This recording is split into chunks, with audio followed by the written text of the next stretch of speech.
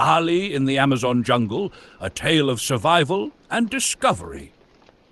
Chapter 1. Dreams of the Unknown. Ali was no ordinary 12-year-old. While his friends spent their days consumed by video games and soccer, Ali had a boundless curiosity for the unknown. He devoured books about great explorers, Livingstone, Darwin, Cousteau, and dreamed of joining their ranks. He kept a journal where he sketched maps of imagined lands and wrote about mythical creatures he hoped to discover one day. So when his parents announced their vacation to Brazil, Ali's mind exploded with possibilities. The Amazon? He gasped, eyes wide. We're really going to the Amazon? Yes, his father replied. But remember, Ali, the jungle isn't a playground. It's beautiful, but it's also dangerous. Ali nodded eagerly, but his mind was already racing with fantasies of adventure. What secrets did the jungle hold? What stories would he bring back? Chapter 2. The Edge of the Wild. The journey began in Manaus, the bustling gateway to the Amazon. From there, Ali's family boarded a small propeller plane that flew low over the emerald sea of trees. Ali pressed his face against the window, marveling at the endless expanse of green below. The jungle seemed alive, pulsating with energy and mystery. Their destination was a remote eco-lodge accessible only by boat. Joao, the guide who met them at the dock, was a wiry man with sharp eyes and a machete strapped to his belt. "Welcome to the rainforest," he said in accented English. "Here you will see the wonders of nature, but you must also respect it. The jungle can be as deadly as it is beautiful." Ali hung on Joao's every word, peppering him with questions about the animals, the plants, and the people who lived deep in the forest. Joao smiled at the boy's enthusiasm, but warned, "Stay close to me during the trek. Never wander off. The jungle does not forgive carelessness." Chapter 3. Into the Depths. The next morning, the group set out on a guided trek. Joao led the way with his machete, slicing through vines and dense underbrush. Ali was mesmerized by the sheer variety of life around him, iridescent butterflies, chattering parrots, and strange flowers that seemed like they belonged in a fairy tale.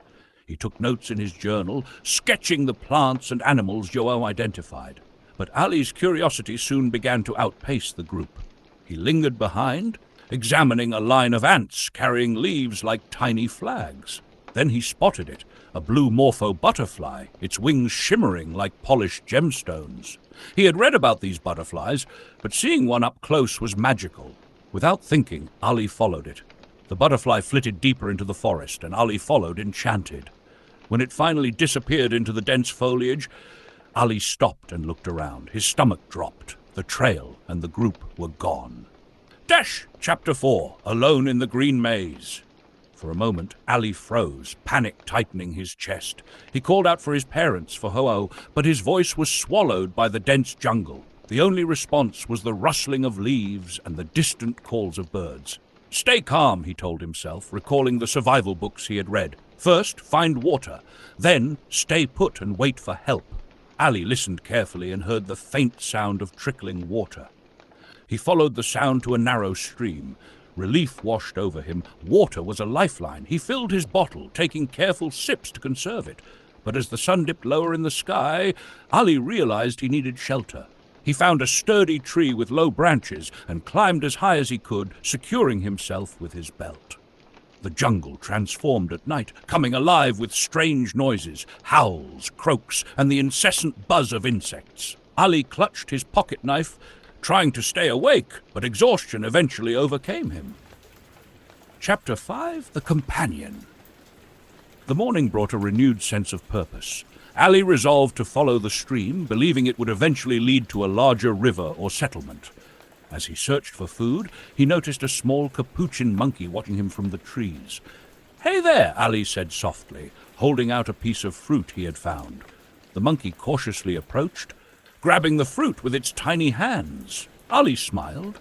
"I'll call you Chico." Chico didn't leave. Instead, he followed Ali as he moved along the stream, chattering and pointing at fruits Ali wouldn't have recognized as edible. Over time, Chico became more than a companion. He became a guide, helping Ali navigate the unfamiliar terrain. Chapter 6. The Jungle Tests. The days that followed were filled with challenges. On the third day, Ali slipped while crossing the stream, soaking his shoes and backpack. The wet shoes slowed down and his feet began to blister. Chico climbed into the trees, screeching warnings whenever danger was near. Ali narrowly avoided a snake that lay camouflaged among the leaves and a wasp's nest hanging precariously from a branch. Despite the hardships, Ali adapted.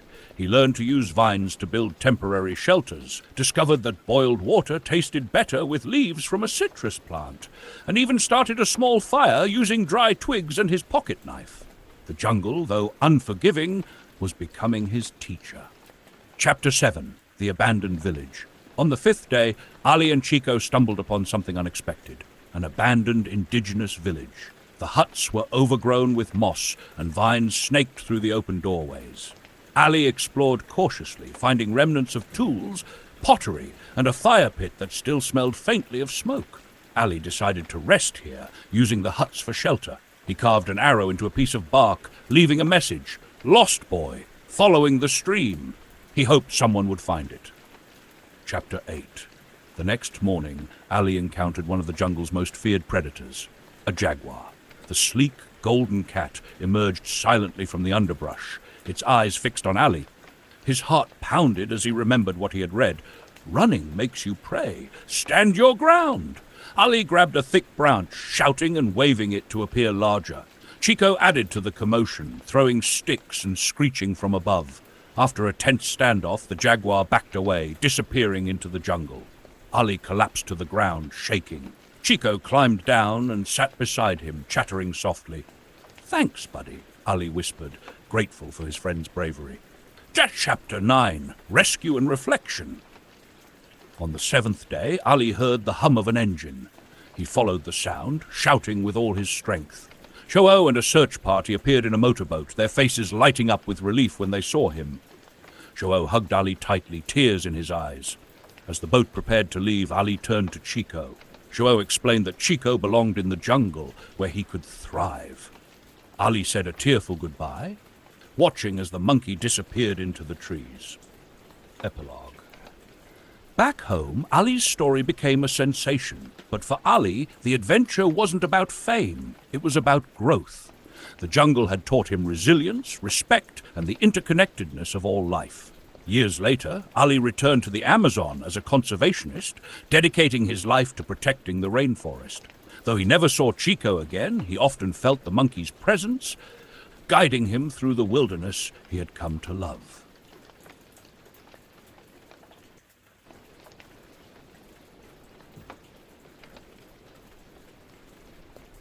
The Voices Beneath the Canopy. Chapter 1. The Call of the Unknown. The jungle had always been an enigma, its secrets whispered across continents by those brave or foolish enough to enter. Dr. Alan Pierce, an anthropologist specializing in lost civilizations, had spent decades chasing myths.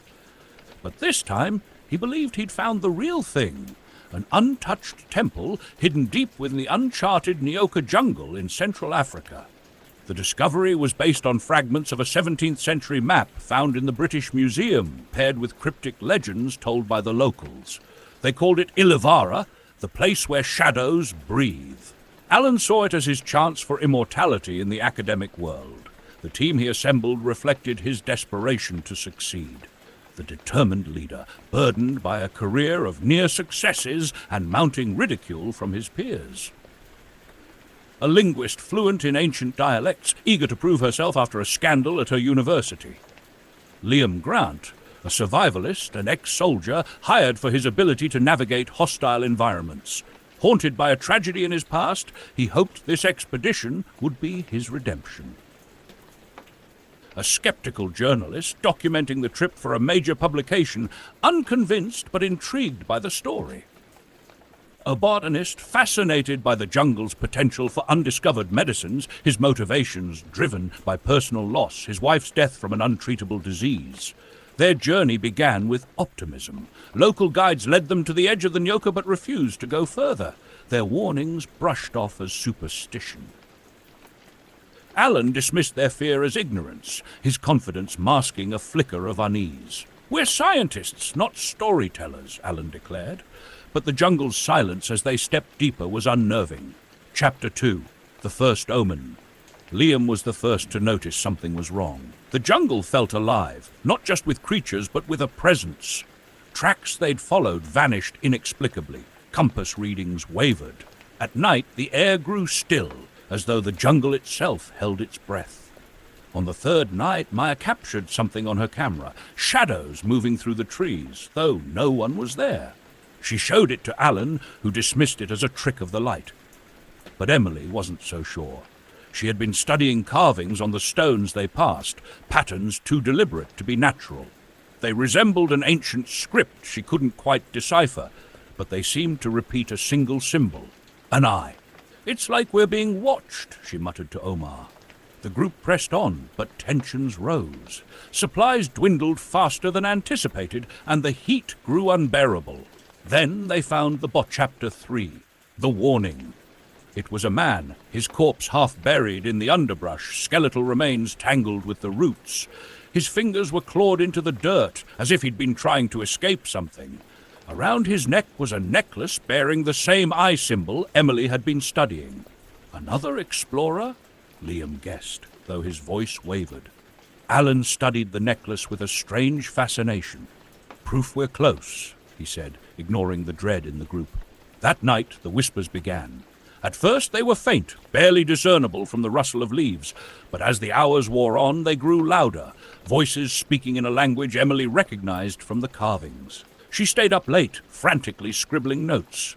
"They're warnings," she told Alan the next morning, her face pale. "They say something waits ahead, something that consumes." Alan refused to listen. Myths to scare children, nothing more.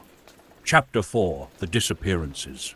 By the fifth day, Liam noticed their path seemed to loop. They'd marked trees to track their route, but the marks vanished overnight. The jungle's landscape seemed to shift, almost as if it were alive. Then Omar disappeared. They found his pack near a stream, but no trace of him. Nearby, strange flowers bloomed, dark red and pulsating as if alive. Maya took a photograph, but when she looked at the image later, the flowers weren't there. The group argued about whether to continue.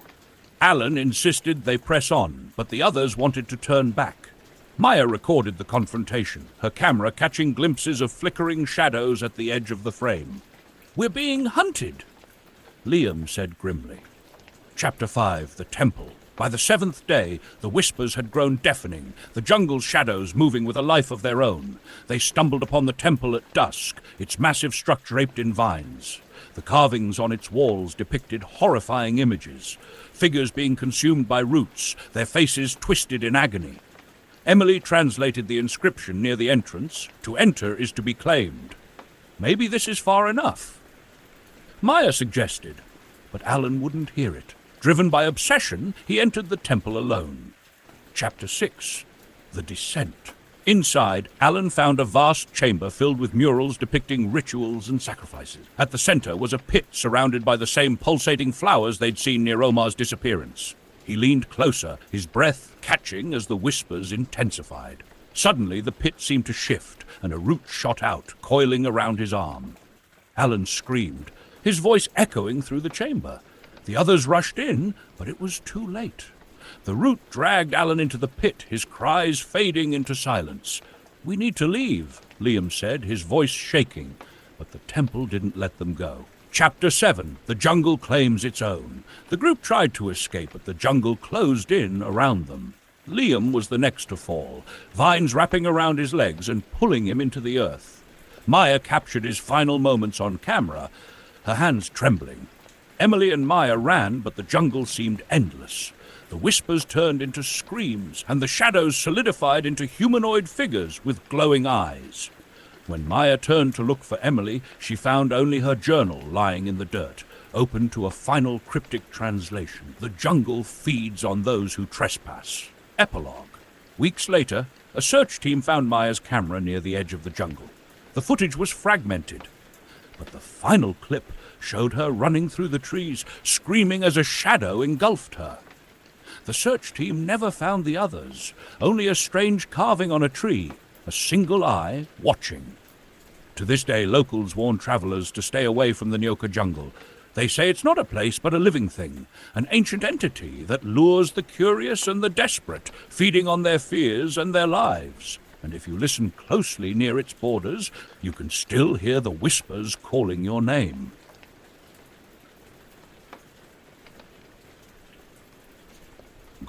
Aye, into the wild. Liam's face pressed against the boat's railing as the Amazon unfolded before him, vast, green, and teeming with life. The 13-year-old couldn't contain his excitement. His mother, a wildlife photographer, and his father, a botanist, were equally engrossed in the sights. For Liam, this was no ordinary family vacation. It was an adventure. Their guide, Marco, pointed to a rare scarlet macaw perched on a tree. "That's the last of its kind here," Marco said. Liam's eyes widened with wonder. The next morning, Marco led the group on a jungle trail. Liam strayed to follow a flash of color in the foliage. A blue morpho butterfly fluttered just out of reach. When he looked up, his family and the group were gone. "Mom? Dad?" he called, his voice swallowed by the dense greenery. Panic set in. Alone in the wilderness. Liam had only his small backpack with a water bottle, a compass, and a snack bar. The jungle felt alive, buzzing, chirping, rustling. The sun began to dip below the horizon. He found a hollow beneath a massive tree to spend the night. As darkness fell, the sounds intensified. Howler monkeys' eerie cries, insects' relentless hum, and distant growls. Liam clutched his knees and tried not to cry. By morning, hunger gnawed at him. He recalled his father's lessons about survival. Stay calm. Find water first. Following the sound of trickling water, Liam stumbled upon a stream. He drank deeply and filled his bottle, grateful for the momentary reprieve. Survival instinct. The jungle was relentless. Liam encountered ants the size of his thumb and a boa constrictor that slid silently past. Using his compass, he aimed westward, where he believed the river and rescue lay. Days blurred together. Liam learned to eat heart of palm and berries after testing them cautiously. He mimicked bird calls to deter monkeys from raiding his meager supplies. One evening, he spotted jaguar tracks near his camp. That night, he barely slept, clutching a sharp stick he'd fashioned as a spear. Ivy, an unlikely ally. On the fourth day, Liam found a young capuchin monkey with its leg caught in a snare. Carefully freeing it, he earned the creature's trust. He named the monkey Coco. Coco proved invaluable, leading Liam to fruit and alerting him to dangers. The bond brought Liam comfort in the vast loneliness. One night, a violent storm battered the jungle. Liam and Coco huddled under a makeshift shelter of leaves and branches. Lightning illuminated the ancient primal beauty of the forest, and Liam whispered, "I'll make it through this." The hidden world. Exploring further, Liam stumbled upon an abandoned research station. Inside he found canned food, a map, and medical supplies. There was no working radio, but the map hinted at a nearby village. With renewed hope, Liam set off, guided by the map and Coco's instincts. Along the way, he encountered a giant river otter defending its territory, forcing him to detour through treacherous marshland. As the days stretched on, Liam's body grew lean and strong, his senses sharp. The jungle no longer terrified him. It became a living, breathing entity he had learned to navigate. Vies, the final test. Close to exhaustion, Liam finally reached the river. But before he could celebrate, a pack of wild boars blocked his path. Using his spear and the element of surprise, he scared them off, narrowly avoiding injury. He collapsed on the riverbank, hearing the hum of an engine. A motorboat appeared, and he waved frantically. His mother's voice called out, "Liam!" Reflection and growth. Back home, Liam was hailed as a hero. He recounted his journey in vivid detail, capturing the beauty and danger of the Amazon. His memoir, The Heart of the Jungle, became a bestseller. Years later, Liam stood on the edge of a forest, now a conservationist dedicated to preserving the Amazon. The jungle had tested him, changed him, and ultimately saved him. "I'll never forget you," he whispered, before stepping into the trees once more.